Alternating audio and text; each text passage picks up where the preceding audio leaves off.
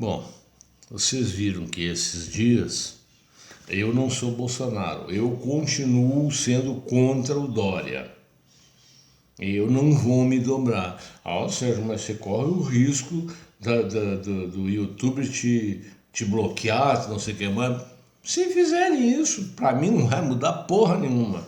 Vai mudar para o povo, que vai deixar de ter informação correta. O Dória é um bandido, um crápula, um cafajeste, ladrão, tudo que você puder pensar de ruim. Você viu esses dias o que ele fez. Como ele roubou tanto que quebrou o estado de São Paulo, não pensem vocês que esse negócio das vacinas é da coronavírus, tá? Coronavírus está sendo o elemento útil. O negócio ali, quem vai faturar gordo e alto é o Dória. E mais alguns que ele comprou na reunião última lá da Anvisa, do Ministério da Saúde, e hoje eu tenho dúvida se até Bolsonaro não pegou algum, ou vai pegar. Mas o Dória fez aquelas cafajestadas de aumentar imposto de todo mundo, num regime recessivo que nós estamos vivendo. Não, Sérgio, as últimas informações não está em recessão e tal. Pode até você querer acreditar nisso, mas nós estamos vendo a situação. E aí o Dória aumentou o ICMS de tudo quanto é coisa que você pensar e cortou benefícios e tal. Da área rural, que ele aumentou os impostos sobre os insumos da produção, e ele já, grande parte, voltou atrás. Combustível não voltou, não. O diesel que o fazendeiro vai usar no trator para poder preparar o terreno para plantar, para dar comida para nós, isso aí ele não tirou o aumento de imposto, não. Mas tirou de uma grande parte do mundo porque o pessoal foi para a rua e reagiu. Meteram o trator na rua, fizeram o diabo 4, ele teve que voltar atrás. Outro, que ele cortou aquela gratuidade das passagens do transporte coletivo das pessoas entre 60 e 65 anos. Porque para o governo federal, o Bolsonaro, acorda, cagão, para o governo federal, só as pessoas com mais de 65 anos é que teriam direito a isso. Gente, hoje o brasileiro está vivendo, até 80 anos, é a média. Pô, o cara tem mais 15 anos depois para poder usar. Mas aí, como tinha muita gente de 60 a 65 anos que não estava enquadrado, eles resolveram fazer leis estaduais, municipais, beneficiando esse povo. E aí o Dória falou, não, vou cortar. E aí a justiça, baseada em dados, inclusive baseado, claro, isso aí, desculpa a brincadeira, baseado no que eu informei a eles através dos meus vídeos, eles tiveram que retornar. Por quê? O idoso entre 60 e 65 anos, quando foi aprovada a lei, as empresas passaram a colocá-los na sua planilha de custo.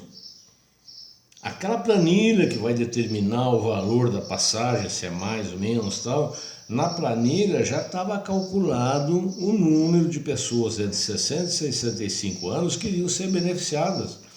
E isso ia para o preço final da passagem, que todos os demais pagariam. A empresa não perderia um tostão, pelo contrário, ganharia, porque como são, sei lá, vamos dizer 10 milhões, eles colocam na planilha que são 20. E isso aumenta mais ainda o preço da passagem que depois vai ser aprovada pelo município.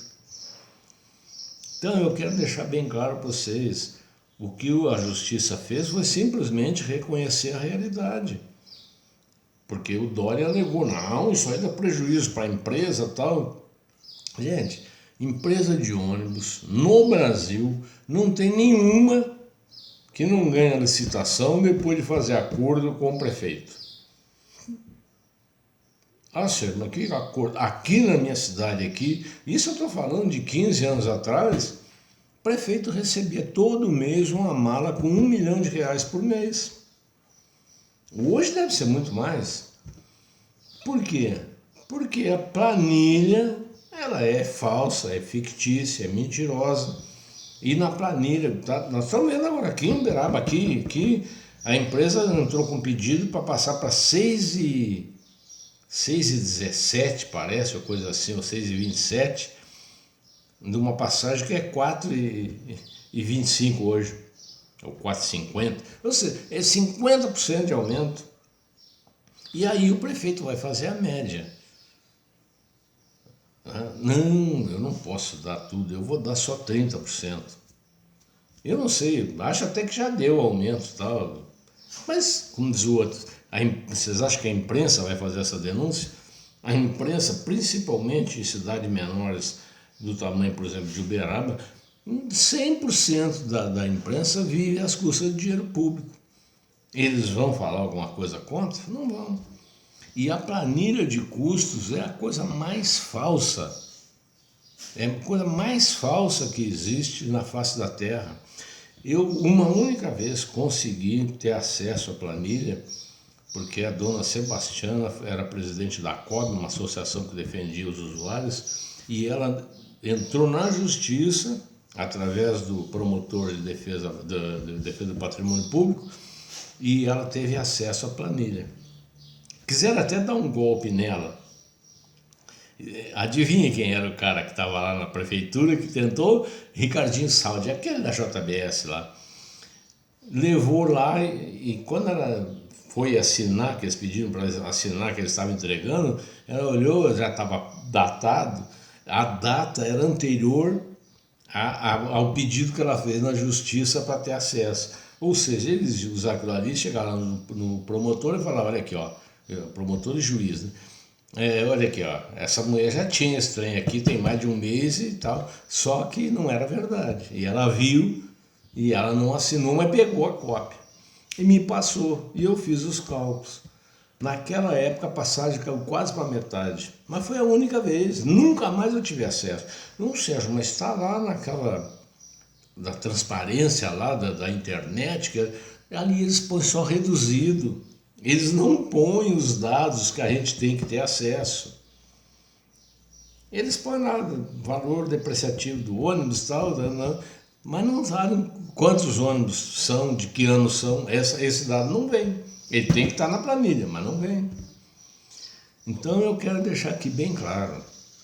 Transporte coletivo é uma das áreas que mais roubam os prefeitos. Mas depois, o pior ainda, tem prefeito que fala assim, eu para não poder dar o aumento, para não prejudicar o povo, que eu tive que dar um aumentinho um pouco menor, aqui, por exemplo, já pensou 30%, numa inflação de 3%, aí eu vou ter que subsidiar a empresa. E aí o cara desvia dinheiro, que poderia ir para a saúde, para a educação, para outras áreas mais necessárias, e faz o subsídio para a empresa de ônibus. E esse dinheiro do subsídio é o tal que volta depois por baixo do pano, dentro de malas, para ser entregue na casa do prefeito. Todas as empresas têm isso, todas. Não existe nenhuma empresa que seja honesta que não faça isso. Aliás, vocês lembram lá do programa lá do Celso Daniel, lá em Diadema, a única empresa que parecia querer trabalhar dentro da legalidade, que era o pai da senadora, acho que é a senadora Mara Gabrilli lá, né, aquela que tem problema de locomoção, que usa uma cadeira de roda, quebrou, eles não deixaram mais ele participar das licitações, perdia todas e tal, morreu de desgosto. E assim é Brasil inteiro. Não existe transporte coletivo, lixo, construções. E agora é tudo terceirizado nas prefeituras. Tudo. E aí vem o roubo. A área da saúde. Gente, essas OS, todas elas são fábricas de ladrões. São fábricas de ladrões. A prefeitura, quando assina o convênio, fala, não, você não pode usar funcionário público lá e tal. É só funcionário público que está lá, mas o cara, além do salário que ele continua ganhando da prefeitura, ele ainda recebe um plus da empresa. E a empresa não faz. Aqui em Uberaba, eu lembro, teve uma época, um jornalista pediu para entrar numa UPA para fazer uma matéria, chamaram a polícia para ele. Porra, o prédio é público. O prédio é público, ele não poderia entrar, por exemplo, dentro do quarto onde está o paciente, que às vezes está com um problema que não pode ter contaminação de vírus de espécie alguma, tudo bem. Mas o cara não foi proibido de entrar, ele não pôde passar da recepção. Gente, aqui teve uma tal de pró-saúde, ainda está em muitos lugares no Brasil. E os donos são católicos, bispos, padres, tudo uma cambada de ladrão. Ela quase tinha quebrado aqui o Hospital São Domingos. O São Domingos teve um prejuizão, teve que pagar uma indenização bruta para tirar eles de lá. E ainda assim foram chamados pela prefeitura. Fizeram gato, sapato. Aí teve um ponto que não deu mais. Aí a prefeitura teve que tirar, mas não mudou nada. Entregaram na mão da FUNEPO, que é outra entidade que foi, inclusive, já condenada pela promotoria. Isso é Brasil, viu, gente? Isso é Brasil. Não é fácil, não. Mas se não tiver um prefeito de peito, por isso que eu volto a falar mais uma vez, sou Weintraub e não abro. Eu quero um homem na presidência do Brasil. 2022, Weintraub na cabeça. Não sei se ele vai ser governador de São Paulo, não quero. Eu quero ele presidente do Brasil. Eu preciso de um homem lá.